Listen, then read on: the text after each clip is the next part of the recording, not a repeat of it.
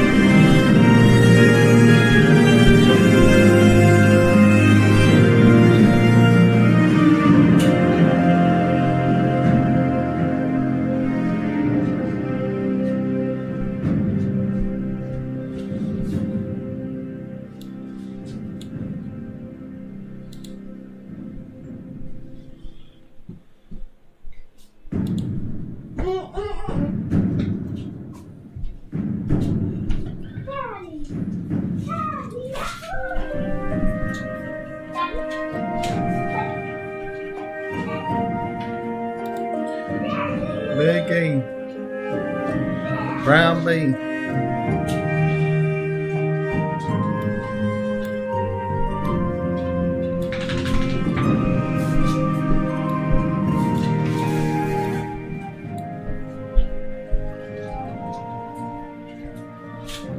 Test 1 2, test 1 2, test, test.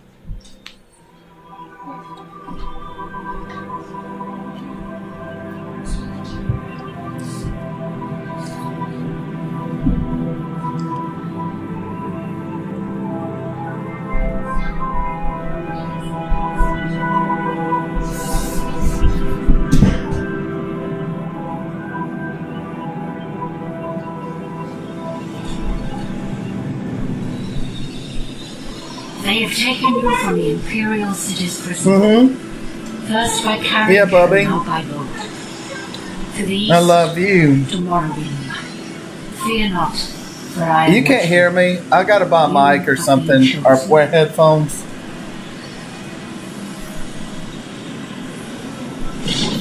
Wake up. We're here. Why are you shaking? Are you okay? Wake up. Stand up. You were dreaming. What, baby? What's your name? Huh? I know, baby.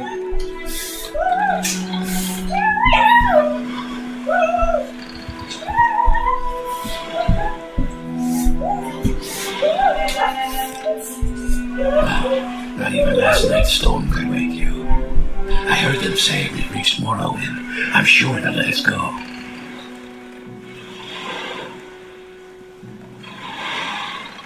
Quiet. Here comes the guard. This is where you get off. Come with me. You better do what they say.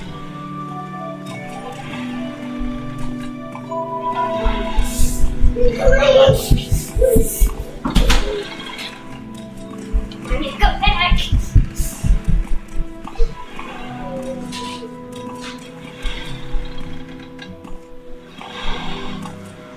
Get yourself up on deck and let's keep this as... This is where they want you. Head down to the dock and it'll show you to the census office. You finally arrived, but our records don't show from where.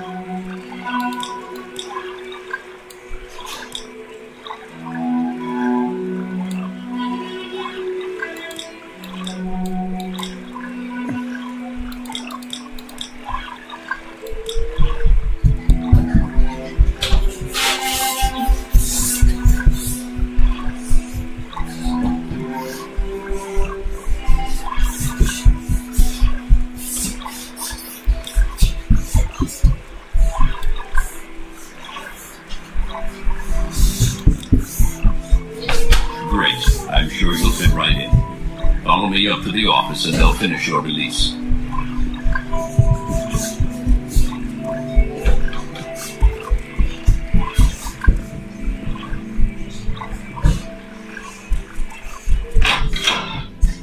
Yes, we've been expecting you.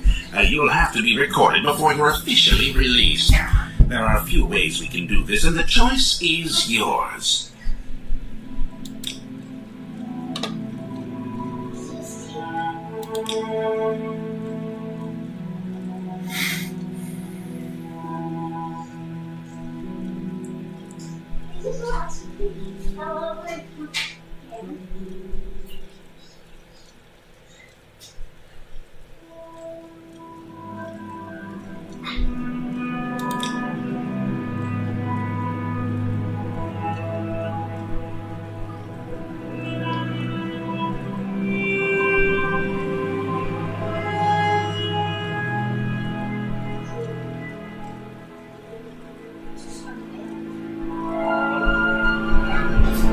Sorry, words. Stop your help. Anyway.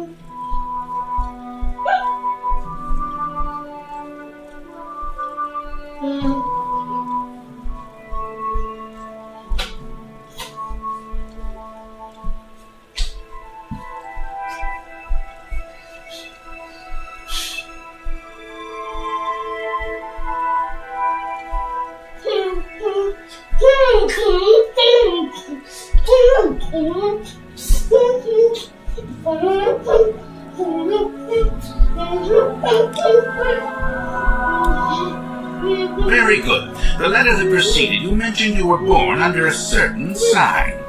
And what would that be?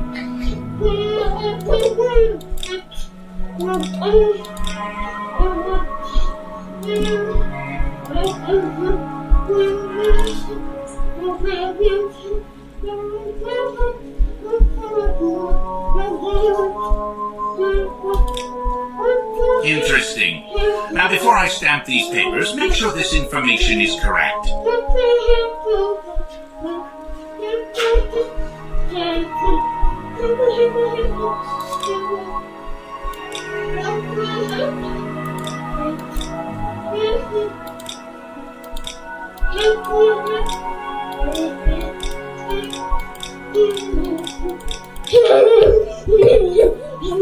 Ollie, I love you. Super fast.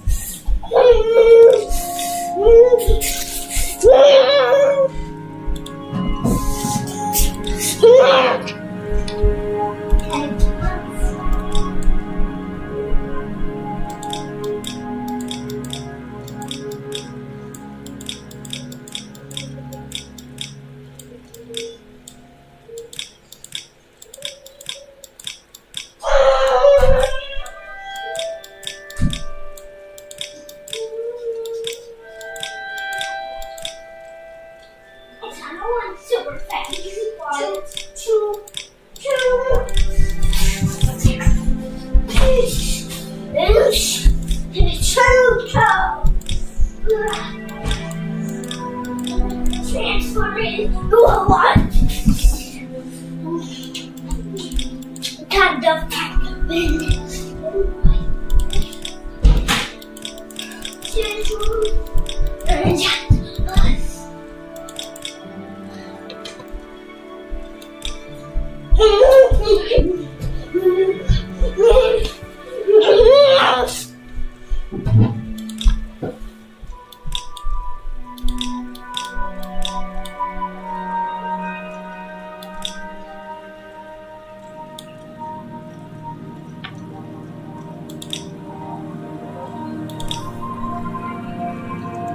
Show your papers to the captain when you're ready to get your release fee.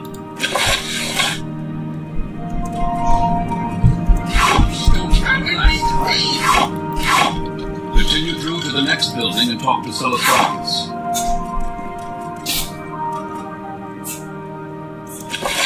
Before the rule of Titus, all Tamriel was in chaos. The poet Tresises called that period of continuous unrest days and nights of blood and venom. The kings were a petty lot of grasping tyrants who fought Tiber's attempts to bring order to the land. But they were as disorganized as they were dissolute. The strong hand of Septim brought peace forcibly to Tamriel. The year was 2E896. The following year, the emperor declared the beginning of a new era. Thus began the third era, Year Old. For 38 years, the Emperor Tiber reigned supreme. It was a lawful, pious, and glorious age when justice was known to one and all, from serf to sovereign. At Tiber's death, it reigned for an entire fortnight, as if the land of Tamriel itself was weeping. The emperor's grandson, Pelagius, came to the throne.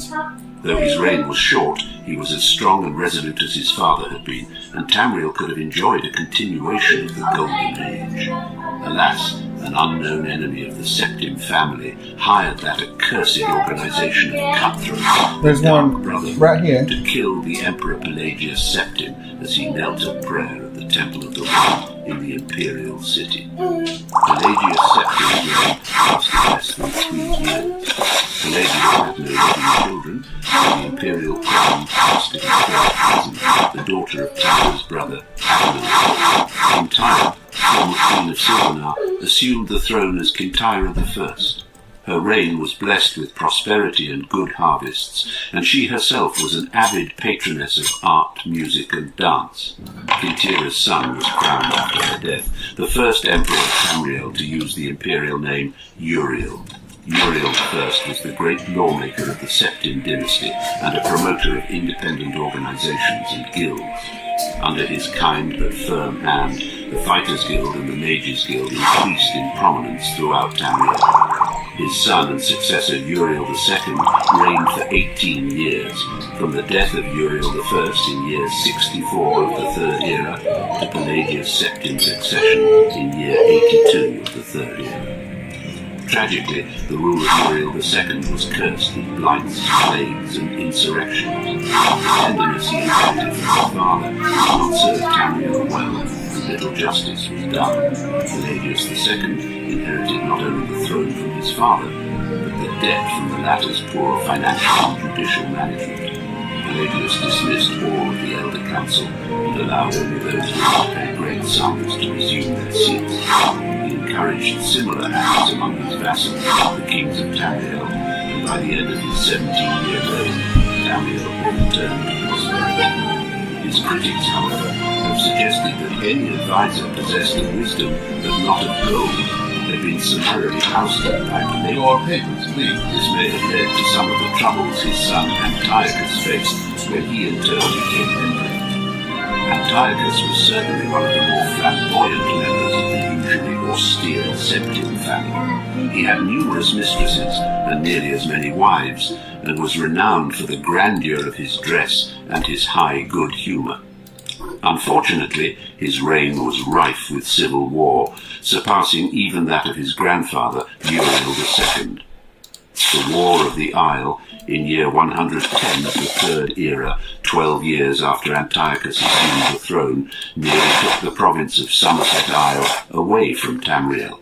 The united alliance of the kings of Somerset and Antiochus only managed to defeat King Orgum of the island kingdom of Piandania due to a freak storm. Legend credits the Sigic Order of the Isle of Artium with the sorcery behind the tempest. The story of Kintira II, heiress to her stranger, father my time is Antiochus' short, throne, so is certainly one of the saddest tales in imperial history. Her first cousin Uriel, What you doing, son of Bubba? Queen Fatima of Solitude, Oh, accused Bubba, you Kintira should ask of me for being help, a son. bastard, leading to the infamous decadence of the imperial city during her father's reign. So I just did When all this that. accusation failed Yeah, to you stop did. the coronation, Uriel bought the support of several disgruntled kings of High Rock, Skyrim, and Morrowind, and with Queen Fatima's assistance, he coordinated Need 3 help? attacks on the Septim Empire. The first attack occurred in the Iliac Bay region, which separates High Rock and Now Hammerfell. I have to. Kintira's entourage was massacred and the Empress taken captive. For 2 years, Kintira II languished Quickly, in Outlander, or go away. Where's that smoke? The crowd Oh, not long. Tamriel and the heart was heard to shout. Red diamond, the heart and soul of man. Red diamond, protect us till the end. The laughing heart spread blood afar, a countdown spirit fell. And like a dart shot to its mark, This is probably broken. daily well. Stop climbing on stuff. You hear me? The Lord can blood, Take it. crystal red and strong. And wild elves cut and polished it. Go check your Oculus. Make sure it works. Red diamond, the heart and soul of men. Red Our dad diamond, works red diamond, protect us till the end. When elves lost down to land, Akash gave the stone to Saint Alash in token of a road to silver throne. Red diamond, the heart and soul of man. Red diamond, protect us till the end.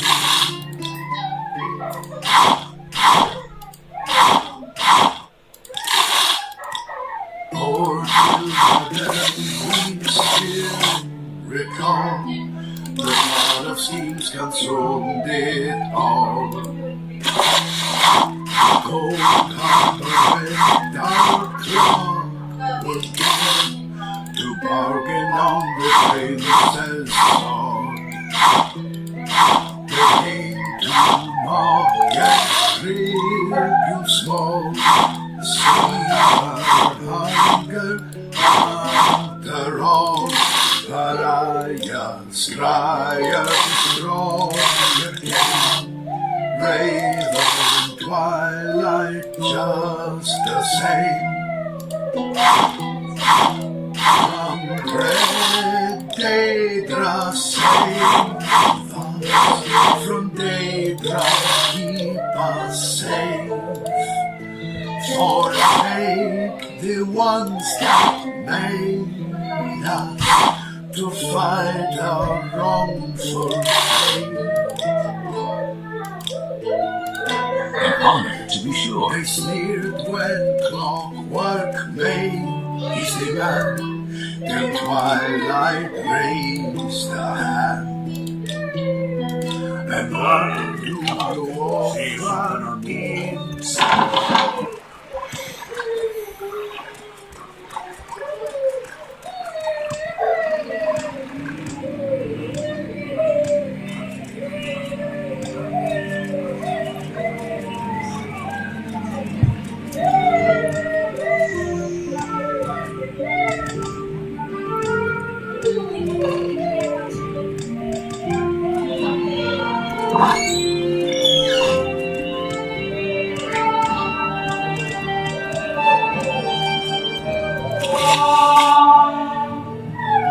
The poets are right. There is something life-changing about being in love, said Ketragina Gramin Fang, sometimes called the Wraith. I haven't wanted to rob anyone or anything in weeks. Why, the other day I saw the door wide open at a wealthy merchant's house, but my mind was fully occupied with what I should wear on my wedding day. You have been out of the right society for very long now, frowned her friend Cargo approvingly. You never told me what happened to your first husband, you know, the one the shaman gave you. Torn apart by ash ghouls, smiled Kepkaina dreamily. It was rather saddish, but I know nothing like that would happen to Wodward. No life of adventure for him. He's practically an Imperial. In fact, he is one. Did I tell you how we met? Hundreds of times, grumbled Cargo, reaching for his flagon. He was your jailer, and he refused you food until you promised to marry him. Have you ever heard of anything so madly romantic in all your life? Sighed Kepkaina, and then grew serious. I was going to say that I hope my old friends will wish me well, but as old Bosriel used to say, there's no point in hoping for what cannot be. We'll leave with the Imperial Knights for Balmora immediately after the wedding, but as long as we're in Dagon Fell, the gang will find some way of disrupting my love life and bring me back to the light. I know it. As the days approached towards the Wraith's wedding day, there was certainly something sinister in the air that Kepkaina could smell when she was not transported by heady bliss. Dark figures seemed to shift in the shadows and disappear when approached. She recognized the clothing of some beggars near Wodward's cottage as costumes, but the mendicants hurried away before she could recognize which of her old gang was stalking her. But these moments of apprehension were few. Kepkaina was truly happy, making arrangements for the ceremony to be performed at the very dungeon where Wodward had imprisoned her. Her father was long since dead, another victim of the ash ghouls, but her fiancé's commander volunteered to act in his behalf. Of course, Kepkaina had to supply her own dowry. She spent every last mark of her savings of ill-gotten gain to buy her beloved a truly wonderful present. The wedding was set for the stroke of midnight, as is Orc tradition. The handmaidens, wives of imperial officers, were busily sewing her into her gown of red velvet and fine gold filigree in the mid-morning. Dolcetta, one of the handmaidens, remarked that she had heard that Kepkaina had bought Wodward a truly beautiful gift for her dowry. "Let me show it to you," Kepkaina giggled, dashing from the room, half-dressed to her hidden alcove. The present had been stolen. The women were horrified, but the Wraith found herself merely irritated, not surprised. This was truly the old gang's style. They knew that a wedding ceremony without a dowry was marked as unlucky. She asked her handmaidens to finish dressing her quickly, while she pondered what the burglars would have done with her treasure. The whole region was honeycombed with secret lairs and abandoned sites thieves used to store their places, of course, but after much reflection, she thought of where she would have put it under similar circumstances. Once the handmaids had finished, Katrina bade them to make certain that the ceremony went on as scheduled, and not to fret, as she might be. She wrapped herself in a shawl to protect her gown from dungeon dust and set off for the shrine of Malakath. The Wraith had never before attempted to rob her own friends, and though she was peeved at them for trying to ruin her happiness, she had no interest in hurting them physically. Her style was to avoid conflict, though she knew it would be inevitable. The lessons her mentor Kargol had given her had helped her avoid the lances and blades of guards and imperial knights over the years. Now she would see if they would allow her to survive a den of thieves and the unknown dangers of the shrine, without, most importantly, ruining her dress. The desolate place was so empty as she delved into it that she feared she might have made a miscalculation. It was not until she found the small room hidden down a long corridor that she knew she was at the right place, and that it was well suited for an ambush. She grabbed the chest with her treasure within and turned to face the assault. Two of her old gang, Yoram and Yor-Ai, the Redguard twin brother and sister, were outside the door as she came from the room. They knew the Wraith better than to taunt her, and immediately attacked. Yoram struck out with the left thrust of his blade, while Yor-I sought to rush her.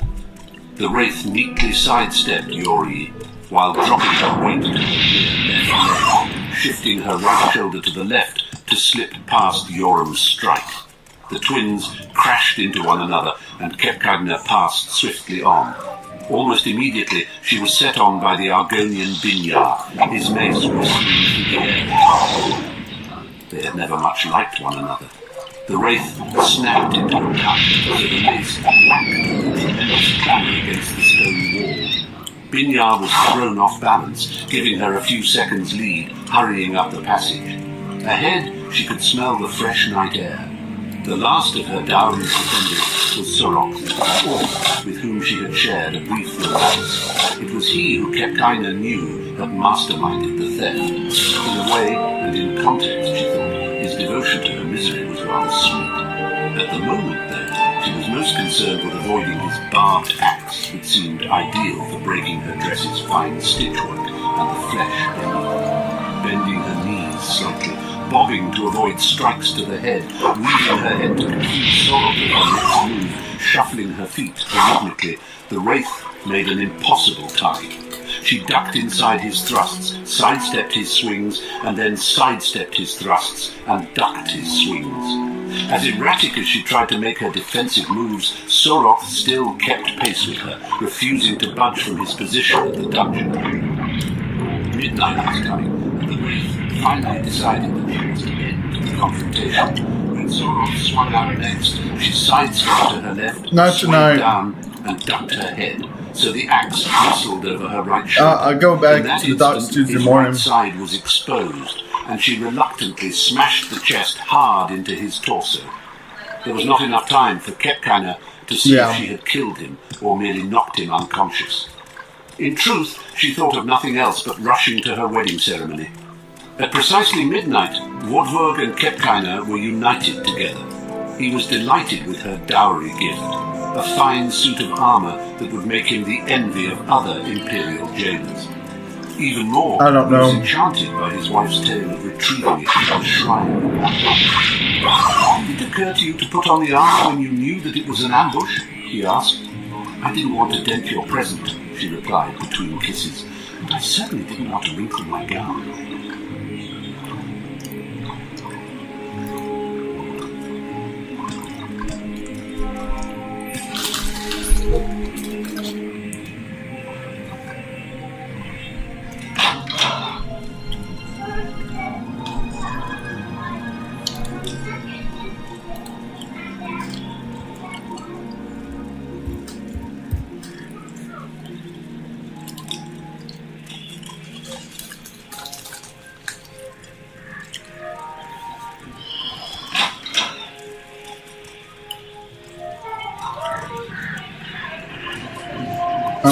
I'm sorry, Baba. I was scared it broke.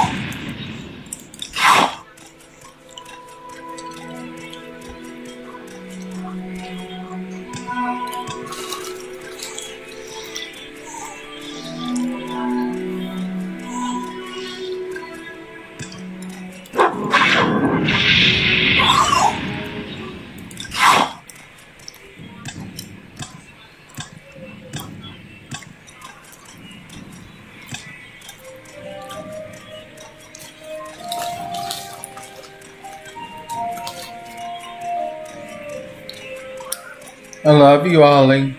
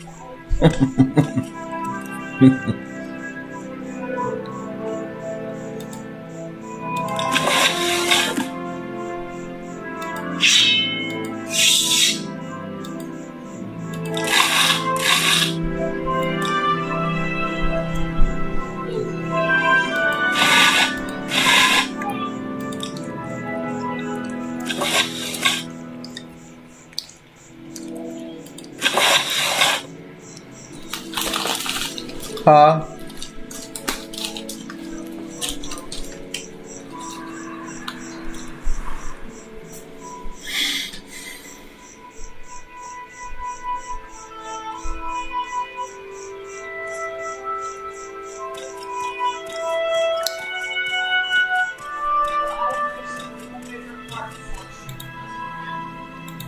Okay.